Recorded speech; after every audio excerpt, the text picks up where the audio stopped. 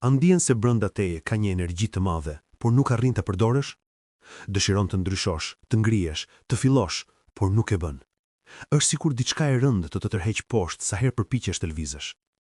Zgjohesh çdo ditë me dëshirën për të arritur diçka, por që në minutën e parë në telefon, gjithçka zhduket.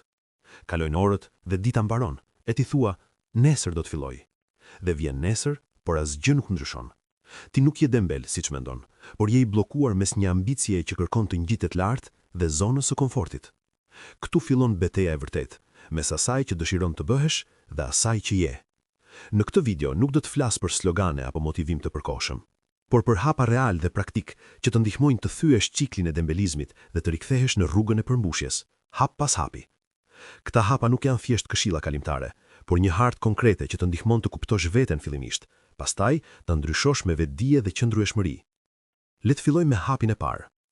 Hapi i parë: kupto veten.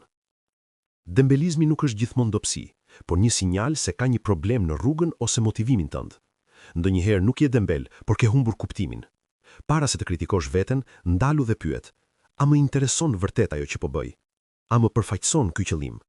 Kur punon pa bindje, çdo përpjekje bëhet barr, por kur e di pse po përpiqesh, energjia kthehet vet dhe puna bëhet pjesë e jotja, jo peshë mbi ty. Hapi i dytë: rregulli i 2 minutave. Nëse po e shtyn një detyrë sepse të duket e rëndë, fillo vetëm për 2 minuta. Thuaj vetes, do ta bëj vetëm për 2 minuta. Mendja refuzon fillimin, jo vazhdimin. Sa po të fillosh, do ta vazhdosh natyrshëm. Ky rregull i thjesht thyen pengesën e parë të zvarritjes. Hapi i tretë: mos u mbështet te motivimi, por te sistemi.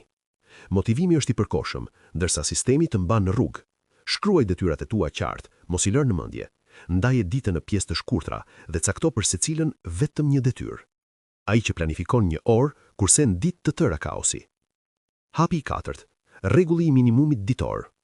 Edhe në ditët më të këqija, bëj minimumin. Lexo një faqe, bëj një ushtrim për 5 minuta. E rëndësishme është të mos e ndërpresësh zinxhirin. Vazhdimësia është më e rëndësishme se përsosmëria. Arritjet e mëdha ndërtohen nga shprehi të thjeshta që askush nuk i sheh. Hapi i pestë: ndrysho ambientin tënd. Në vend që të fajsosh veten, ndrysho ambientin. Dembelizmi nuk jeton në një ambient motivues. Rregullo dhomën, largo telefonin, vendos mjetet para teje dhe bëj që gjithçka të jetë lehtë për të përdorur. Mendja aktivizohet kur sheh një ambient të gatshëm për veprim. Ambienti është gjysma e suksesit. Hapi i gjashtë: ndalo krahazimin. Kur sheh arritjet e të tjerëve, ndihesh i vonuar dhe dorëzohesh më shumë. Krahasimi të merr energjinë. Krahaso veten vetëm me dje. A je përmirësuar qofte edhe pak? Nëse po, je në rrugën e duhur.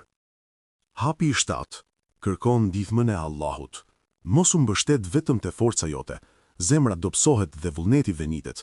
Kërkon nga Allahu të të ndihmojë dhe të bëj prej atyre që përpiqen, jo prej atyre që shtyn punët. Kur mbështetesh tek ai me sinqeritet, hapen dyer që nuk i kishe imagjinuar dhe të jepet një qetësi në përpjekje që nuk i ngjan rehatis. Mos harro, ëndra nuk realizohet vetëm me qëllime, por me hapa të vegjël të përsëritur çdo ditë.